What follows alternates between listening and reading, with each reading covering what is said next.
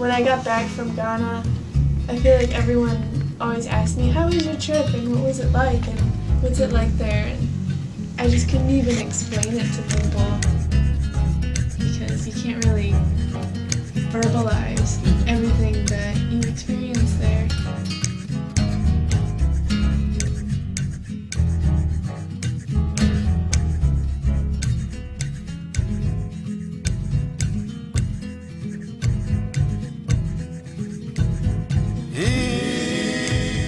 It speaks about the great diversity in Ghana, the diversity of people, the diversity of economic status, all those things come to play.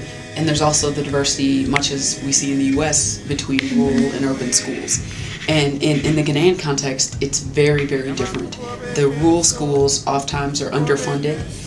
Oftentimes you have situations where there are schools that don't have windows, they don't have doors that lock, teachers don't have teaching and learning materials, so it makes it really, really difficult for students at those schools to excel. One of the other challenges in rural communities, you often have huge numbers of students. You may have 80 children in a class 1 or first grade, or 100 kids in second grade, and so you've got one teacher, and oftentimes that teacher doesn't have the best academic preparation. It's a real disadvantage for most students in the rural communities, and oftentimes it's difficult for students from a rural community to even make it to secondary school, which is our equivalent of high school, let alone university.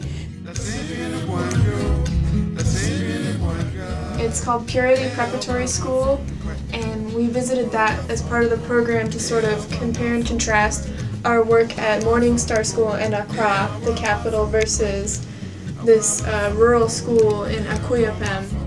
And it was just radically different there. Some of the classrooms, there was a group of children in one side of the room and then some on the other, and there was just a bed sheet basically hanging between because they didn't have enough rooms. One story that I shared was the issue of technology, and students are supposed to demonstrate a proficiency in the use of computers and other types of technology, yet all the students at this school don't have access to any computers because there's no computer at the school, yet they're still tested on that measure, which just illustrates the disadvantage that these students face. Another challenge for students in this community and many other rural communities is access to fees. Although school in Ghana is free and compulsory, students still have to pay for uniforms, they still have to pay school fees, they still have to buy exercise books. There are a lot of expenses, a lot of costs that are associated with schooling that aren't covered. And because this school is located in an area where there isn't a lot of economic development, a lot of times they have students who are behind on their fees. And the school has to really struggle with how much longer can we let the child still come to school when they aren't paying their fees. If you donate to this cause, the funds will help go towards uniform costs for students. Exercise books, because the students still have to buy exercise books. School block? Yeah, to build a new school block so that the students you don't have class 4 and class 5 in the same room.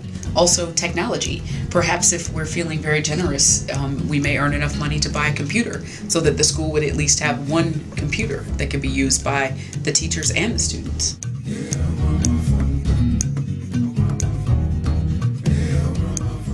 And that's the word for thank you. Medase pa.